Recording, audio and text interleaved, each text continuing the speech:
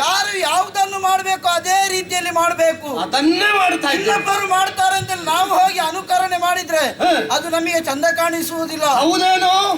ನಾನು ನನ್ನದನ್ನೇ ಮಾಡಿದ್ದು ಅನುಕರಣೆ ಅಂತ ನೀನು ತಿಳಿದುಕೊಂಡ್ರೆ ಯಾಕೆ? ನಿನ್ನ ಮಂದಮತಿ ನೀನು ಪುಣ್ಯ ಎಂಬುದಾಗಿ ಹೇಳಿದ್ಯಲ್ಲ. ಹೇಳಲೇಬೇಕಾಯ್ತು ಅಂತ ಕಾರ್ಯ ಮಾಡಿದ್ದಿ. ನಾನು ನಿನ್ನ ಚಿಕ್ಕಪ್ಪ ಸರಿಯಾಗಿ ನೆನಪಿಟ್ಟು. ಚಿಕ್ಕಪ್ಪ ಸತ್ತು ಹೋದ, ಅವರಿಗೆ ಬೆಂಕಿ ಬಿತ್ತು. ಚಿಕ್ಕಪ್ಪ ಕುನ್ನಿ ಆದ್ರೆ ಮಗ ಕೂಡ ಆಗುದು ಅದುವೇ. ಹೌದೇನೋ?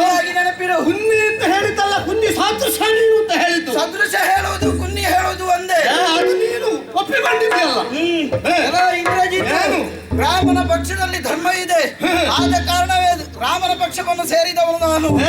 ನಿನಗೂ ಇನ್ನು ಬದುಕಬೇಕೆಂಬ ಆಸೆ ಇದ್ರೆ ರಾಮನ ಪಕ್ಷವನ್ನು ಸೇರು, ನೀನು ಉದ್ಧಾರ ಆಗ್ತಿ. ನನ್ನನ್ನು ಉದ್ಧಾರ ಮಾಡ್ಲಿಕ್ಕೆ ಜನ ನಿನ್ನ ಆಮೇಲೆ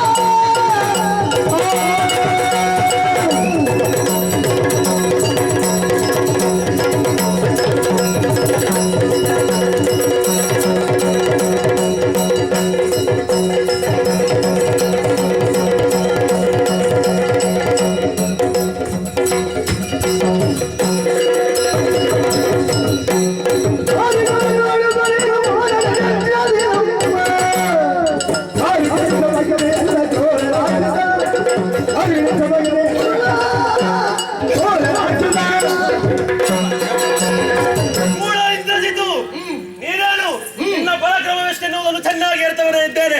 ನಿನ್ನ ತಂದೆ ಹೆಣ್ಣು ಕದ್ದವ, ಆ ಕಳ್ಳ, ಚೋರ ರಾಕ್ಷಸರು ನೀವು. ಈ ಹೊತ್ತಿನಲ್ಲಿ ಹೋರಾಡುವುದನ್ನು ಬಿಟ್ಟು ಪ್ರಾಣ ಭೀತಿಗೆ ಮಾರಣಾಂತರವನ್ನು ಮಾಡ್ತಾ ಇದ್ದೀಯಲ್ಲ. ಏನು ಮಾಡಿದರು, ಎಂತ ಕಾರ್ಯವನ್ನು ಎಸಗಿದರು ಕೂಡ ನೀನು ಸಾಯುವುದಕ್ಕೆ ಇರುವವ. ಇದು ಪ್ರಾಣವನ್ನು ಪ್ರಯೋಗಿಸ್ತಾರ ನೋಡುವ.